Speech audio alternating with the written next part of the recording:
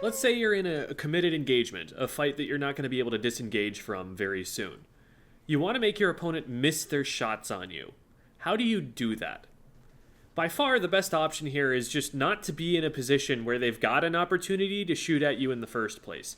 Stay out of range when you can, be behind cover when you can't, and maintain stealth when you don't want to do that. But let's say all of those are off the table. First, some geometry. Assuming backing up to get out of range isn't an option, moving forward or backward from them isn't helping you at all. You're still in their line of fire, so you're still going to get hit. If you move sideways, though, now they actually have to shift their aim to follow you. Specifically, you change the angle they have to aim at the most by moving in a circle around them. A good approximation for small movements is just to move at a right angle away from the line of shots they're currently firing at you. In theory, the further away from their line of fire you get, the less that perpendicular direction actually helps you. But since they're going to be adjusting their aim to be at least close to you most of the time, it's good enough for the vast majority of situations. There are no hit-scan weapons in Splatoon. Every weapon has at least a little bit of travel time before it reaches you. Last time I said this in a video, I got a whole bunch of people being like, "Nuh-uh," in the comments, and they were all wrong. Chargers have travel time. Angle shooters have travel time. Test it yourself. You can go into the lobby, fire one, and pause the game before it hits the wall. That's not what hit scan is. Some weapons have longer travel times than others, compare, for example, the Bloblobber to the Nautilus, but all of them have some travel time. So occasionally, you may be able to dodge shots if your opponent fails to lead them far enough ahead of you. More often, though, the game you need to play is predictive instead of reactive.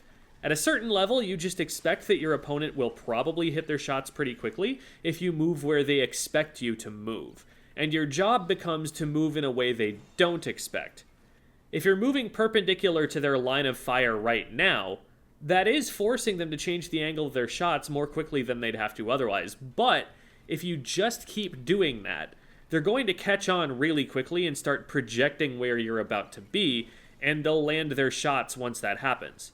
What would mess them up the most at that point is for you to reverse directions and start swimming perpendicular to their line of fire in the other direction.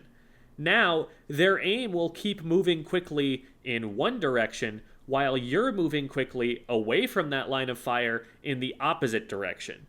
Their aim is briefly even worse than it was when you started swimming in the first direction. So the best practice is to change the direction you're moving in pretty frequently, but obviously infrequently enough that you're able to at least briefly return fire and expect to be able to get your own aim on to hit some shots in between movements, if that's your goal.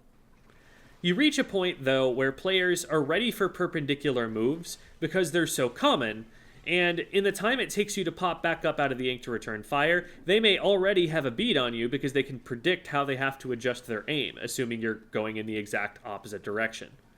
This is where it starts to be helpful to move diagonally instead. Now it's harder to lead their shots because you're not only moving sideways, but you're also moving closer to or further away from them. As you move closer to someone, you do present a bigger target, but the rate at which they have to change the angle of their aim speeds up. And now, instead of just having two different places they'd have to aim at, the place you'd be if you kept moving left at full speed, or the place you'll be if you start moving right at full speed, they now have to aim in between those points, and it's a lot less predictable. An extreme variant of this idea is possible at very short range. It's especially useful against something like blasters or chargers that are going to be pretty dependent on hitting a direct shot since their fire rate is pretty slow. What you do is simply cross the opponent up, that is, move directly past them, to the opposite side of them. If you're standing right next to them, it doesn't take a very big movement on your part to force them to do a complete 180, which can be pretty disorienting. Of course, if you're too far away when you're trying this, they can just aim straight ahead and hit you, so it's situational, but it can be a lifesaver in a scrappy fight. Also, a lot of people fall into rhythmic patterns of movement during combat. Patterns where you can guess exactly when they're going to pop up out of the ink again, because they always do so at the same rate. It's a good practice to mix up your timings so that they're not able to set a metronome to when you're giving them an opening. Every engagement is going to play out a bit differently. You need to take into consideration the weapon you're fighting to know where the two of you are in range to hit shots, what kinds of cover you can hit around or over, who splats faster, what kind of shot velocity they have. So, like if you're fighting a blobber, the shots might literally be dodgeable on reaction, and what part of the map you're on, so you know all your possible win conditions and what ideas are available. But if you apply these principles, you should be able to work out ways to juke your opponents and make them miss more often in those crucial situations where you need a little more time to land the damage you need or to get away.